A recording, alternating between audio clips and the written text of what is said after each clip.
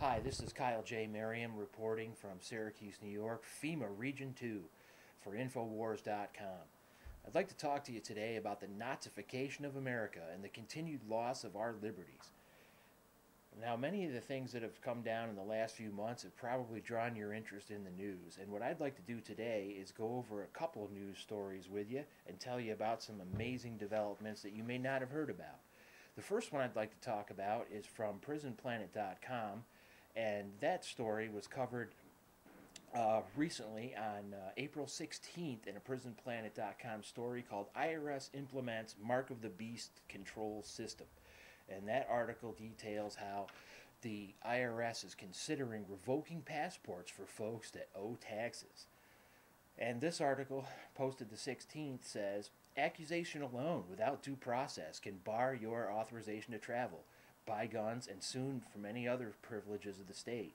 In an alarming step towards total fascism, a bill rapidly working its way through Congress would allow strong measures to deal with tax cheats found by the IRS to owe more than $50,000. And that they can revoke your passport with this without even charging you. So they don't even have to prove you owe the taxes. They can just claim it. And they say it's for $50,000. But you know as well as I do that once this starts, it'll be, oh, you had a library book back when you were in elementary school. You never returned. We're seizing your passport. Tough break for you. Anyway, that's one little thing you need to know about. They're planning to take our passports and restrict our ability to travel without due process. Another story you need to know about here, which was also covered on Infowars.com, was written by Mike Adams, the Health Ranger. It was also printed in Natural News.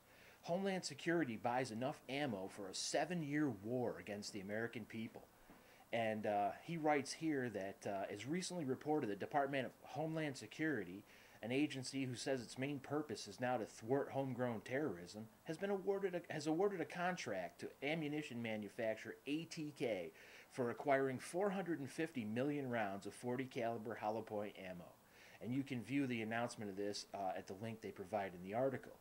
And they also point out in this article here that many Natural News readers and Infowars readers may not know this, but hollow point ammunition is never purchased for the practice of training.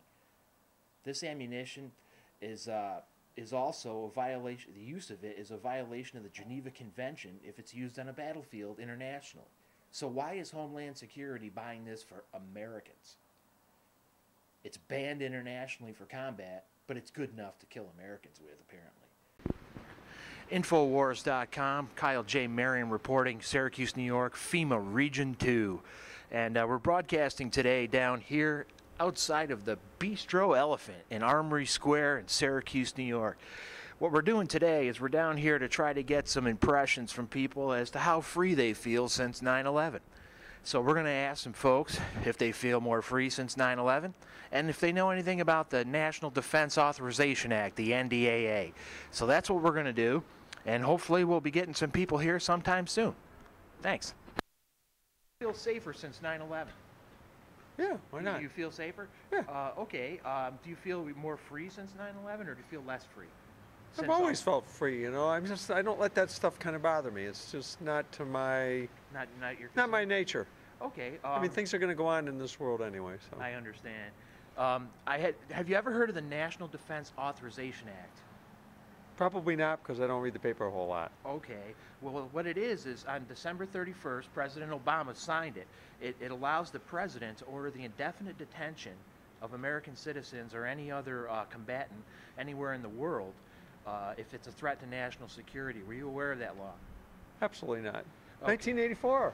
You know, here we go. Right. Well, what we're doing today, and the reason we're doing these interviews, is we're trying to, raise awareness to it here in Syracuse. I'm reporting for Infowars.com. I'd like to give you a copy of the Constitution. We're giving these out to people today who take the time to talk with us, as well as this.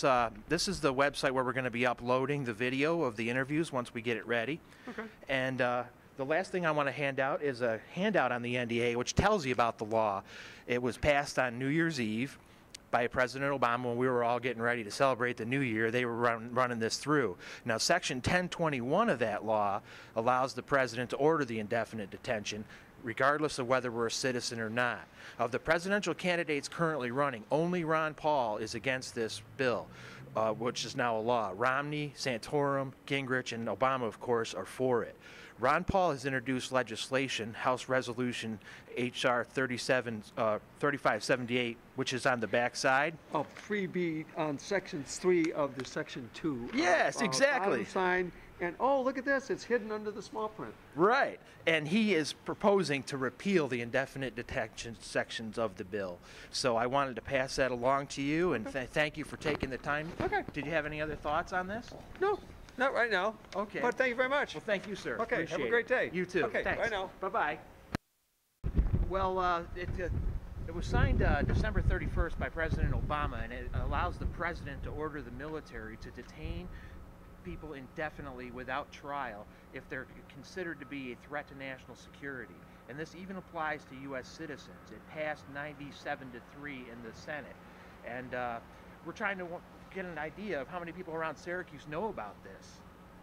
I have heard about it.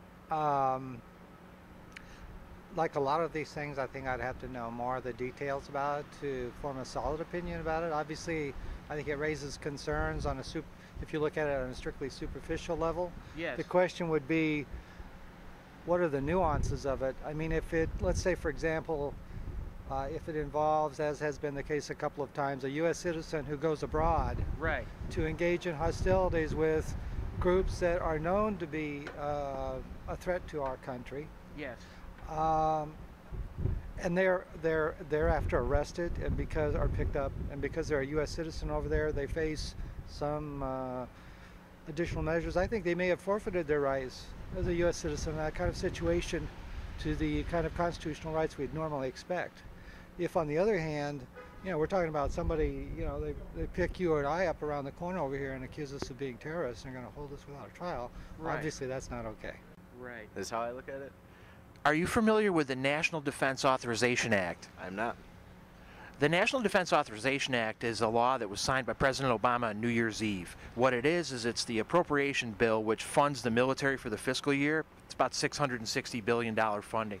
But there's a section of that bill which most Americans don't know about. And the reason we're down here today asking folks about it is under the NDAA, Section 1021 gives the president the power to order the military to detain anyone in the world who is considered a threat to national security, even American citizens, indefinitely without trial. Is that something that you have a feeling about?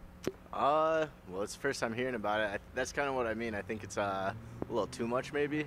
Yeah. I think there should be some sort of trial or some sort of evidence having to be proved to the public for why this person's being detained.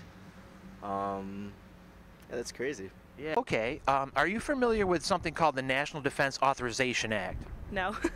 Okay, well, I'll just tell you what it is real quick. It was a law signed on New Year's Eve by President Obama. It funds the military for the next fiscal year, $660-odd billion.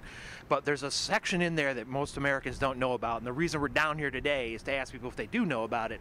And what it is it allows the president to direct the military to take into custody any American citizen or any person in the world who is in material support of terrorism or a threat to national security. Do you feel that that may be a violation of our rights? Yeah, actually a little bit. I don't think that they should have the right to do that without thorough research and proof that someone's going to do something to harm someone. Like right now, the way it is, the NDAA, they can take us into custody and that we can be held indefinitely without even being charged. And what we're doing is I'm giving out handouts on the NDAA. Could I give you one? Sure. Okay. This is a handout on the NDAA. Okay, and thanks. Ron Paul is the only candidate calling for the indefinite detention repeal. All the other candidates currently running are in favor of the NDAA and the president's ability to detain people. So I wanted to thank you for your time and also give you this. This is where we're going to upload the video. Okay. I'm reporting for Infowars.com. Oh, thanks. And lastly, a copy of the Constitution for your trouble. Thank you. Thank you so much for your time. No My name's problem. Kyle J. Merriam, and I appreciate your Nice time. to meet you. Thank you.